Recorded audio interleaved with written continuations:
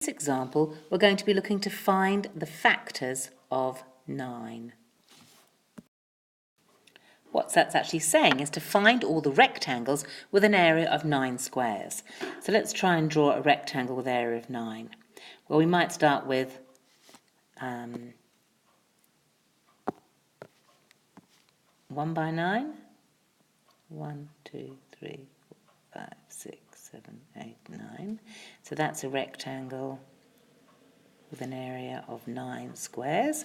So 1 by 9, or 1 and 9 are two factors. Let's have another look. So we could do 3 by 3.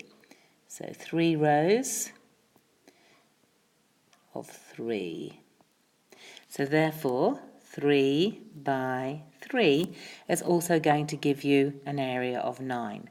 What you might question here, though, is the fact we've actually got a square. But a square is a rectangle. So a square is a particular type of rectangle. It just happens to have both of the sides the same length. So when you're trying to draw this, don't panic that you've got a square, because a square is actually a rectangle. So the factors of 9 are the lengths of the sides of those rectangles that can be made using 9 squares.